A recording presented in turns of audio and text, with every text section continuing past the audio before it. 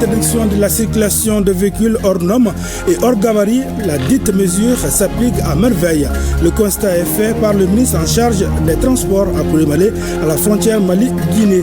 Du 1er avril à nos jours, plus de 8000 véhicules ont été contrôlés et plus de 2000 étaient hors normes.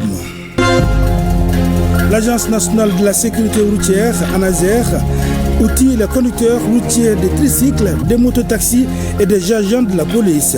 Objectif, informer et sensibiliser ces chauffeurs sur le code de la route. La session a eu lieu à Gaï, Ségou et à Mopti. Mesdames, Messieurs, bonjour et bienvenue aux informations. Tout d'abord, cette nouvelle. Le monde a les yeux rivés sur le Vatican. Ce samedi 26 avril 2025, de nombreux fidèles et personnalités publiques assistent aux funérailles du pape François. Le convoi comprenant le cercueil est arrivé à la basilique Sainte-Marie Majeure où le souverain pontife va être inhumé. Plusieurs fidèles ont été sélectionnés par des associations proches du Vatican pour rendre un ultime hommage au pape François. Des personnes pauvres, démunies ou encore détenues font partie de ce groupe. Une démarche souhaitée par François. Pour rappel, le chef de l'Église catholique est décédé à l'âge de 88 ans lundi dernier.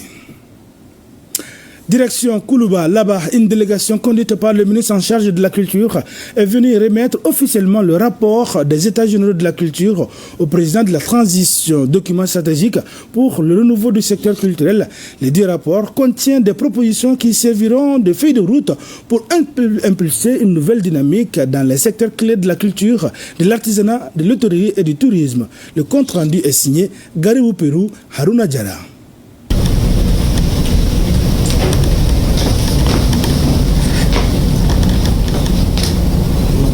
Dans les mains, le ministre d'Affaires tient un document. C'est le rapport des États généraux de la culture tenu à l'échelle nationale. Il incline un peu la tête en signe de respect avant de remettre le document, fruit d'intenses consultations au président de la transition. Il marque l'aboutissement d'un vaste processus ayant mobilisé artistes, artisans, chercheurs, opérateurs culturels, institutions et partenaires.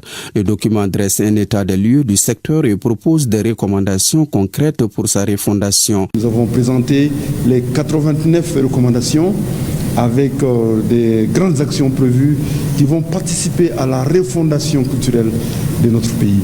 Ce document comporte la sémence et les germes pour vraiment bâtir, construire le nouveau Mali, avec des axes très très forts qui ont déjà connu un début de réalisation. Les grandes actions que je peux dire tout de suite parmi les 89, c'est déjà de travailler pour élever le budget du secteur de la culture et de l'artisanat à au moins 1%. Ça, c'est une recommandation très forte. Il y a aussi une recommandation de travailler sur les infrastructures, parce que qui parle de développement culturel parle de développement des infrastructures. Donc nous devons concevoir des cités, des infrastructures pour la diffusion, des salles de cinéma. Nous devons travailler par exemple sur un concept de Mollywood, un programme qui va réhabiliter la chaîne du cinéma au Mali, à l'instar de Nollywood et de Bollywood. Donc ça va être quelque chose qui va créer de la plus-value et dans une dynamique d'industrie de la culture. Le chef de l'État, en recevant le document en cette année de la culture, a salué l'engagement de tous les acteurs impliqués. Il a réaffirmé l'importance de la culture dans la construction d'une nation forte et réconciliée avec ses valeurs profondes. Nous avons vu un président de la transition ancré dans la tradition, dans les valeurs ancestrales, qui nous a donné beaucoup de conseils. Ce rapport est une étape décisive pour la relance du secteur culturel. Il servira désormais de base à l'élaboration de politiques nationales en matière de culture en phase avec les aspirations du peuple et les défis contemporains. À présent, notre dossier du jour, la mesure d'interdiction de la circulation des véhicules hors normes et hors gabarit est en marche. Le constat est fait par le ministre en charge des transports à Koulibaly, à la frontière Mali-Guinée. La mesure, faut-il le rappeler, est très importante pour la sauvegarde du réseau routier national qui se dégrade de façon précoce avec le poids qui dépasse les normes. Du 1er avril, début de l'application de la mesure, au 21 avril 2025, plus de 8000 véhicules ont été contrôlés et plus de 2000 étaient hors normes. Un tour à Koulibaly dans les garages, c'est avec Sera Bachili et Taïb Adjabakwezi. sur les pas des transporteurs pour sauver nos routes et garantir la sécurité routière. Le ministre des Transports et des Infrastructures, accompagné du directeur général des douanes, vient constater l'effectivité de la mesure du gouvernement relative à l'interdiction de la circulation des véhicules gros porteurs hors normes et hors gabarit. Nous sommes à Kouré-Malé, à 120 km de Bamako, à la frontière Mali-Guinée. On est venu aujourd'hui, nous voyons que la mesure elle est effective parce qu'au niveau de tous les postes frontaliers du Mali, tous les véhicules qui ne sont pas dans les normes ne peuvent pas circuler sur les réseaux. Donc vous voyez les véhicules que nous venons de mesurer tout de suite à peu près une longueur de 23,80. Donc quand vous regardez au niveau de Bamako, pas Bamako seulement, même sur les corridors, vous voyez que ces véhicules lourdement chargés, hors gabarit, constituent un danger sur les infrastructures routières. L'État stoppe donc le danger de disparition du patrimoine routier avec la dégradation progressive des infrastructures qui ne supportent plus les poids et les hauteurs de ces véhicules gros porteurs. Goudron, caniveaux, échangeurs, passerelles, le constat est sans équivoque. Ces équipements pratiquement sont tous touchés. Les caniveaux qui drainent le long des axes routiers, quand ces véhicules-là s'achonnent, obligatoirement les bajoyers de ces caniveaux s'effritent. Et ensuite, sur les routes, nous avons installé des portiques. Et des portiques, quand vous constatez, pratiquement tous les portiques sont cassés. Et au niveau des axes routiers urbains aussi, nous avons des échangeurs. Et si vous regardez au niveau du viaduc de Yirimadjo, moins d'1 an, quand le viaduc a été mis en service, on a constaté que les poutres des rives sont cassées. Au niveau de Sogoninko, si vous regardez la passerelle qui est là-bas, la poutre des rives aussi est cassée jusqu'à ce que les armatures qui sont dans les bétons sont à ciel ouvert. Quand vous regardez sur l'échangeur au niveau de la cité administrative, tous les portiques qui sont sur l'échangeur, pratiquement tout est cassé. Donc c'est ce qui nous a poussé à prendre cette décision. La bonne mise en œuvre de la mesure engage donc tous les acteurs avec les transporteurs en première ligne et tous les services techniques des départements en charge des transports et de l'économie pour le suivi. Les avantages sont aussi économiques avec l'amélioration de la recette douanière. 1 km de goudron coûte excessivement cher et il est fait sur la base des normes établies, sur la base d'une certaine quantité, en tout cas de marchandises que les camions doivent contenir. Une fois que ces normes ne sont pas respectées, donc nous allons avoir les goudrons qui seront très vite usés et cela va nécessiter encore beaucoup plus de dépenses. La deuxième chose, c'est que la douane également, dans la recherche des recettes et dans l'efficacité, ne pourra pas avoir toute la mesure des marchandises qui arrivent et ne pourra pas avoir les meilleures positions tarifaires appliquées. Et la troisième chose, c'est que tous les investissements que nous avons faits en termes de CET, c'est-à-dire le scanning des camions, souvent les gabarits des camions sont tels qu'ils ne peuvent même pas rentrer dans les installations prévues pour le scanning. Toutes choses qui font qu'on risque d'avoir des déperditions de recettes, on risque d'avoir de la fraude. Et également, même si les douaniers veulent monter sur ces camions pour évaluer les choses et pour avoir des écorts, c'est souvent très très compliqué. Nous allons instaurer ce qu'on appelle l'escorte douanière, puisque c'est des véhicules hors normes, hors gabarit. Donc ils seront escortés jusqu'au niveau des bureaux de destination. Et entre-temps, toutes ces cargaisons vont passer par les scanners qui sont sur les plateformes douanières. Donc, il y a un premier niveau de suspicion qui constitue le hors gabarit ou hors norme, mais il y aura un deuxième niveau de suspicion qui va être confirmé ou infirmé au niveau des scanners. Donc, tout cela mis ensemble, et les véhicules sous escorte douanière jusqu'au niveau des bureaux de destination vont être pris en charge au niveau des bureaux de destination. Et nous avons donné des instructions de traiter ces véhicules-là conformément à la réglementation en vigueur. Du 1er au 21 avril 2025, plus de 8000 véhicules ont été contrôlés et plus de 1600 étaient hors normes et remis à la douane. Les propriétaires, avec l'aide des garagistes spécialisés dans la carrosserie, procèdent à des modifications des véhicules pour transporter les marchandises d'une centaine de tonnes. Le mal est profond, il faut le guérir à la source.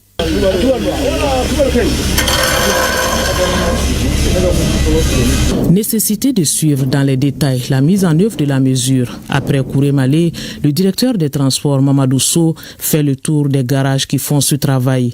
Ici, c'est Sourouninko, en commune 6 du district de Bamako. Nous avons un camion de Tchamanébé. Nous avons marché fla qu'on sort. Nous avons fait dimension normale. 16 mètres 50 fois. Donc, tolérance 17 mètres. On est tolérance à Direkira. Donc, on a une dimension de 17 mètres. Parce que on a un coup colorado qui est de mon qu'on a guidron qui est bon. Donc, on a essayé d'ablaler dans la zone. On est à la côté là. On est bantaké. Voilà.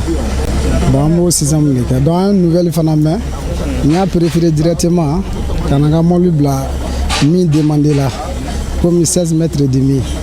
Voilà, c'est ce que je fais. Bon, on a bien hakela chananga na fabola. Na banga hakela, anga na fabola donu me soro.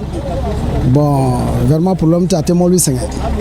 Mais quand c'est plus malgré ce tour dans les garages permet non seulement d'évaluer l'application de la mesure, mais aussi et surtout de sensibiliser les soudeurs qui réadaptent les carrosseries à la surcharge. La mesure est en bonne marche, non seulement dans les garages à Bamako, mais aussi dans les régions. Nous avons connaissance que même des équipes de coupe ont été déplacées à Kourémalé, à Diboli, à Mainamine, à Azegwa, pour que les véhicules qui sont déjà vides puissent être coupés et mis dans les normes.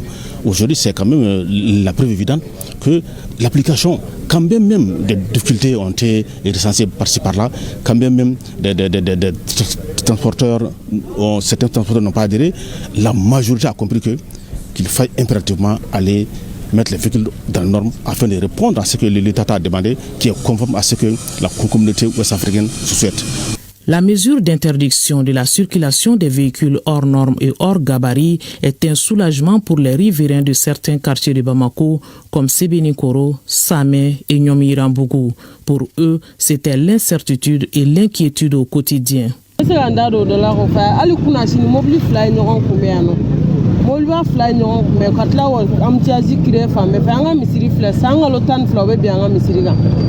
Molibo winna teme korok mareba ku abna biyere sigilenga tellement mobili falen wa ferenti gelo ne na sigilen soro kuma be sira ne mo dama be sa ngona ga tane do ka jan yere di ak ka jan wa falen be kay fu be to ka jenga jenga bo de bu ma on ka kosobe ka kunge molibo ba de lay quoi parce que wati be molibo be serger et puis il va se dober fana we il me ku ba fina hage mi do fara bunyaka adolita mi taya ko du emlo kuma bolu sa do vraiment bla boni tan bla we ba so tuma tama o be ka sala e mo be sa wati be traninga isi le prada yon ka no ni me mo do sare ko emlo go afaka. La mesure d'interdiction des véhicules gros porteurs est conforme au règlement numéro 14 de l'Union économique et monétaire ouest-africaine UEMOA. Il est relatif à l'harmonisation des normes du poids et de la charge à l'essieu des véhicules lourds de transport. Le respect des mesures édictées est une obligation. L'application de cette mesure est effective sur tous les corridors du pays. La rigueur reste de mise pour l'image du Mali. Quelle démarche à suivre pour vivre et travailler en Allemagne? La question est au centre d'une session organisée par Gate Institut du Burkina Faso en partenariat avec le Centre culturel germano-malien. L'initiative s'inscrit dans le cadre du projet Pré-intégration Vivre et Travailler en Allemagne. Elle vise à orienter les différents candidats à opter pour la voie légale pour immigrer. Le point c'est avec Aïssata Salou Maïga et Yaya Kone.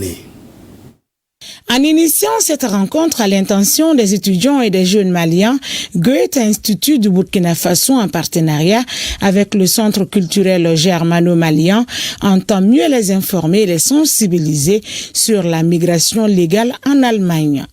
La rencontre qui s'inscrit dans le cadre du projet Pré-intégration Vivre et Travailler en Allemagne vise à préparer les potentiels candidats et faciliter le processus d'immigration et d'intégration en Allemagne. Nous sommes à Bamako dans le cadre des séances d'information qui visent à informer largement le public de Bamako donc sur les différentes offres du projet.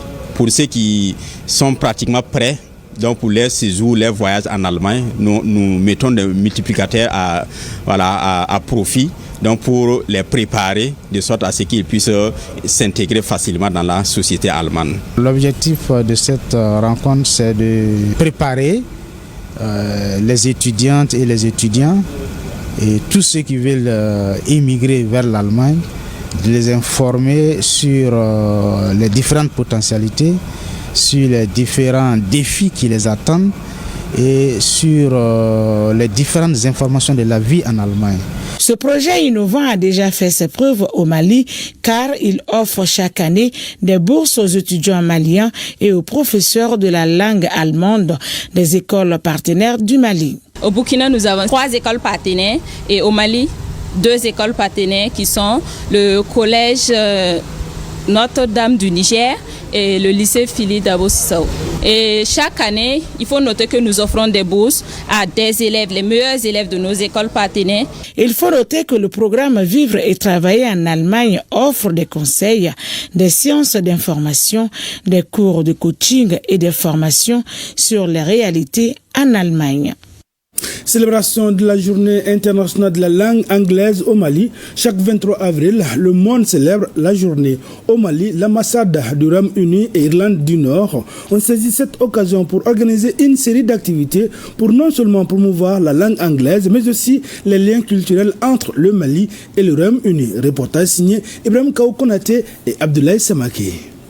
Instituée depuis 1946 par les Nations Unies, cette journée a été marquée par une projection du film sur le parcours de William Shakespeare, figure emblématique de la littérature anglaise, et un panel sur l'éducation. Ces activités sont organisées par l'ambassade du Royaume-Uni et de l'Irlande du Nord au Mali. Pour célébrer la langue anglaise et pour améliorer l'accès des possibilités d'apprendre la langue anglaise, pour stimuler les peuples d'apprendre et pour connecter les personnes et les peuples mondialement. L'occasion était bonne pour l'ambassade du Royaume-Uni et de l'Irlande du Nord au Mali de réunir les anciens boursiers, la communauté des anglophones du Mali, la société civile ainsi que les écoles bilingues au Mali. Cette journée est très importante et symbolique parce que ça renforce davantage le partenariat avec l'ambassade de la Grande-Bretagne au Mali, qui est un partenaire historique et important pour notre pays. La Journée internationale de la langue vise à promouvoir le multilinguisme, la diversité culturelle et surtout sensibiliser sur l'histoire et l'universalité de la langue anglaise. Écho de nos régions à présent, l'Agence nationale de la sécurité routière forme les conducteurs routiers des tricycles, des mototaxis et des agents de la police. La session a eu lieu à Kaye, Ségou et Mopti. Le code de la route et la bonne conduite sont les sujets. Retrouvons nos reporters à Mopti avec Mahamoudou Ouedrago, Ségou Amidou Diallo et Kaye Issa Diakiti.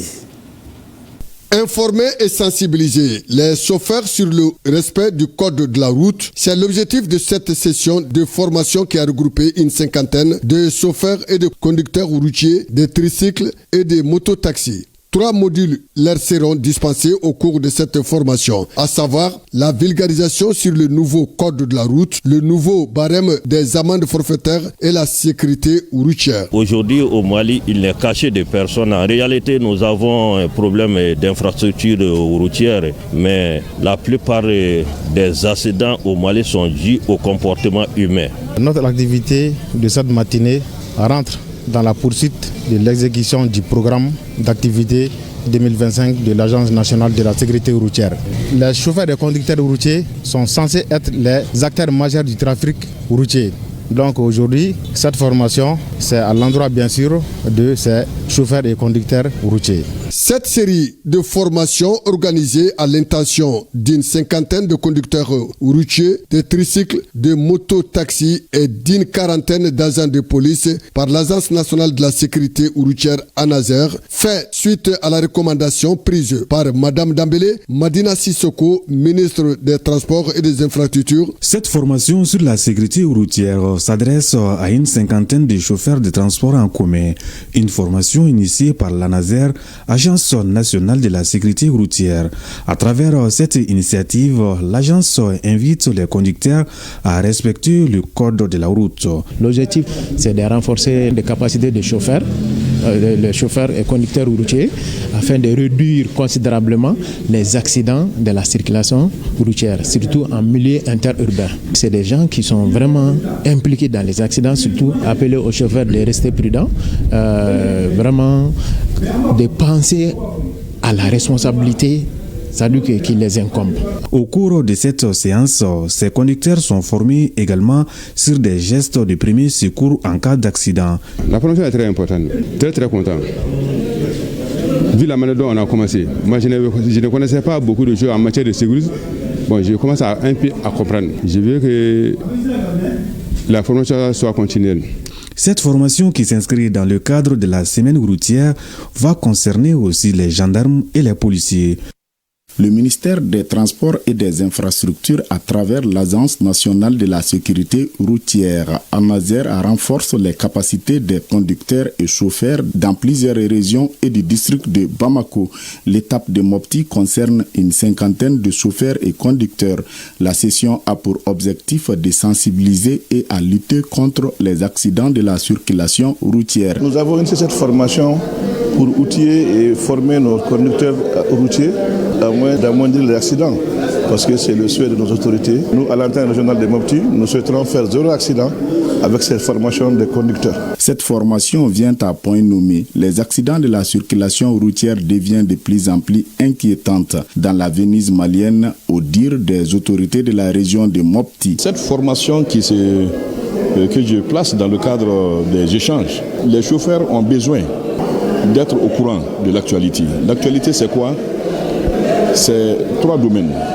Le domaine des textes législatifs et réglementaires. Un nouveau code de la route a été mis en vigueur. Et ensuite, les infrastructures routières évoluent. Vous êtes témoin des chantiers routiers qui se trouvent actuellement dans la région de Mopti, et particulièrement dans la commune urbaine de Mopti. Et aussi, les véhicules, les technologies des véhicules évoluent. Aujourd'hui, on est dans un système de moto-taxi, c'était d'abord les tricycles, ainsi de suite. Donc, les modes de transport évoluent. Des démonstrations de simulation sur le sauvetage des accidents ont couronné la présente session de formation des chauffeurs et conducteurs à Mopti.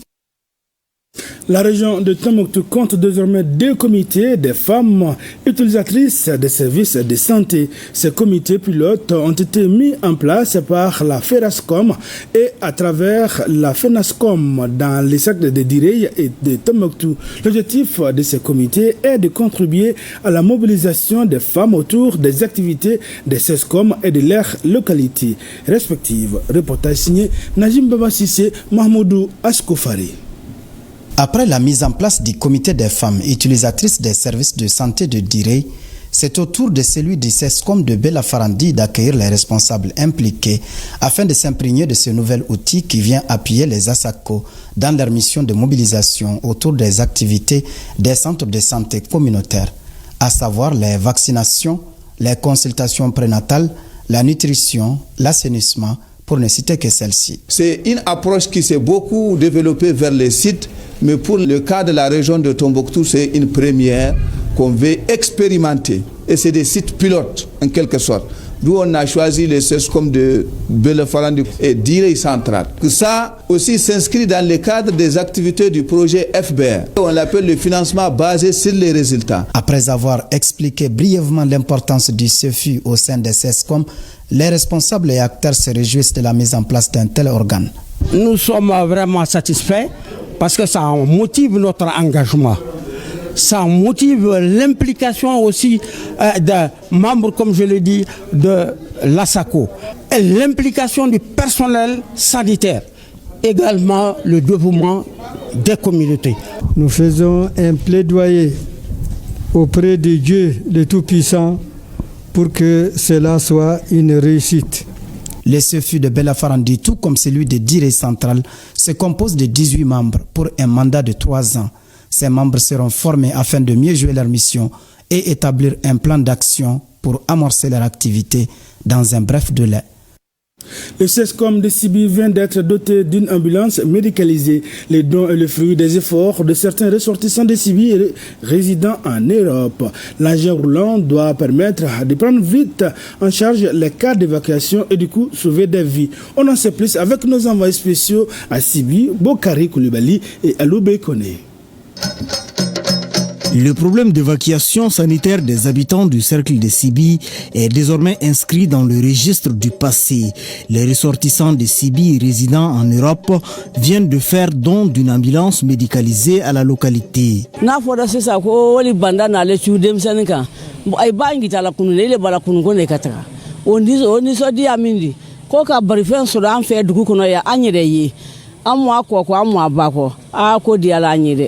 Depuis plus d'une décennie, Sibi était à la quête d'ambulance. On ne peut que se réjouir, se féliciter et remercier le bon Dieu à la population de prendre soin de cette ambulance et de l'utiliser à bon escient.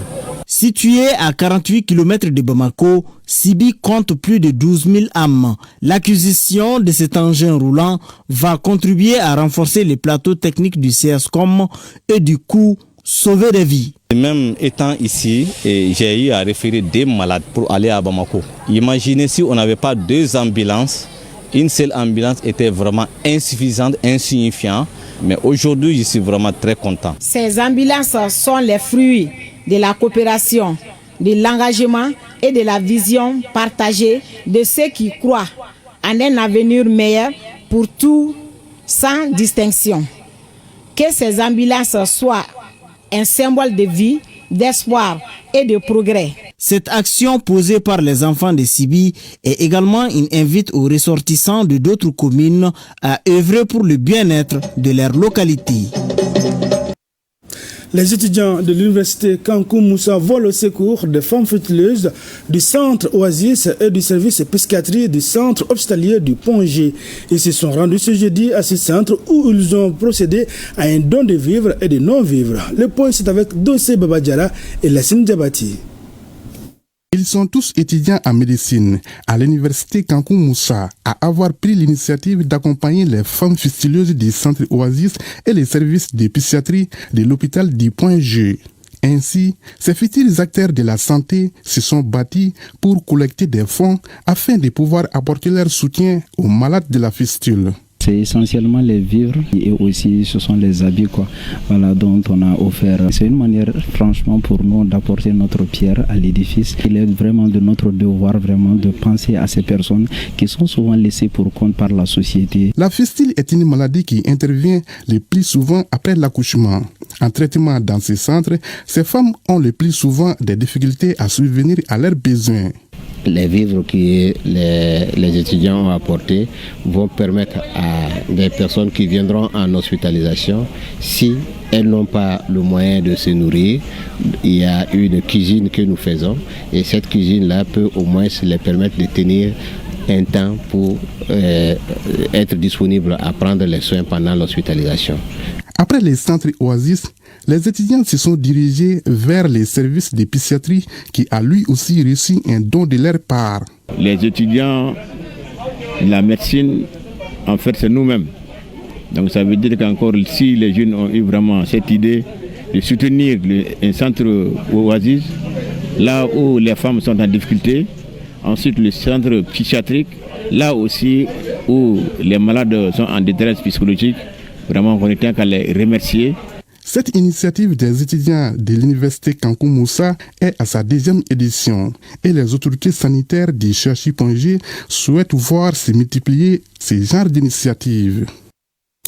Mesdames, Messieurs, c'est la fin de ce journal. Merci d'avoir été de nôtres. À demain, Inch'Allah, même heure, même plateau et pour d'autres informations.